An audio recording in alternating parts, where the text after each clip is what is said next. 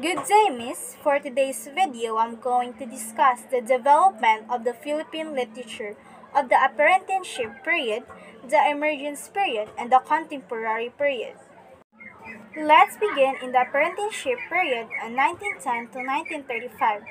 With the establishment of the public school in the country in 1901, Filipinos have started to engage themselves in the various forms of arts. Literature most especially flourished in this era. The apprenticeship period is said to be the stage of imitation of the work of American writer because some of the work produced during the period religiously follow the poetic structures without putting so much emphasis on the creativity and the message to be conveyed. Virginia R. Moreno described it as a period of convice with their exercise in fiction making and the rise of the new language. In 1927, the Free Press published the first anthology of Philippine short story written in English. The publication of this book was favorably received both at home and abroad. The short story shows that the Filipino could express himself capably in English and catch the correct nonsense of the language at the same time, that he could project the Filipino ideals. One of the notable writers of the first generation of Filipino English writer in both literary writing and education is Paz Maguera Latorena. She was a poet, editor, author, and teacher. Her story, The Small Key, won the third prize of Jose Garcia Villa's Roll of Honor for the best story of 1927. Now let's proceed the emergence period. The year 1935 to 1945 saw the emergence of the significant thread in Philippine literature in English. Jose M. Hernandez described this period as a time of self-discovery and rapid growth. Hernandez perceived by the enumerating the qualities of the period. The writer consciously and purposefully to create a national literature. The writer had gained full control of the English language and could successfully manipulate it as a literary medium. Experimentation with the different literary form and techniques and mode was the fashion. There are three groups of writers emerged.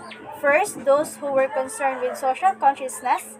Second, those whose main concern was craftsmanship. Lastly, those who were determined to explore local color. Some of the writers of this group formed the Veronicans. The period of emergence saw the shift of romantic idealism to romantic realism. This realism reached a climax to the story of Emmanuel E. Arguella and V. M. Gonzalez and Nick Joaquin, who wrote effective portrayals of Filipino life, evocative of rustic scenes, raising artistic value and significance. There were many factors which lead to the flowering of creative energy in Filipino writing. Nevertheless, Herbert Schneider, S.J., points the following. In 1937, the Philippine Book Guild was founded. Its purpose was to produce literature and create a reading public. In 1939, the Philippine Writers Guild was established. The creed of members was to develop a common cultural consciousness among Filipinos. The Free Press, the Graphic, and the Philippine Magazine followed a policy of providing ample space of literary work in English. The Commonwealth Literary Award, established in 1940, gave the first substantial prize and meritorious writer. The policy adopted by the newspapers to issue weekly supplement when the literary works were published. Jose Garcia Villa's influence on Philippine poetry has been deeply felt. His first book of poems, published in 1933, his second collection of poems entitled Poems by De Leon, won the Commonwealth Literary Award for 1941. Next, the contemporary period. The flowering of the Philippine literature in the various languages continued, especially with the appearance of the new publication after the martial law years and the resurgence of the committed literature.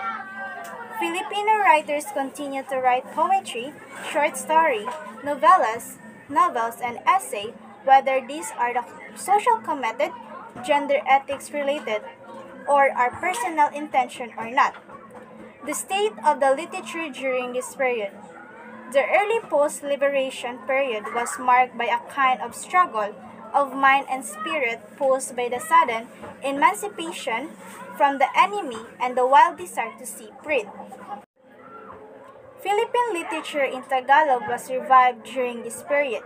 Most themes in this writing deals with Japanese brutality, of the poverty of life under the Japanese government, and the brave guerrilla exploit. The literature of this period is marked by the following qualities. First, Filipino writers are still sensitive in the literary fashion abroad, especially from the United States. Second, more incentives were offered in the creative effort. Third, the writers have better knowledge of their craft. Fourth, guerrilla story and the liberation story began to appear early during this period. And that's how the development of Philippine literature in the apprenticeship period, the emergent period, and the contemporary period.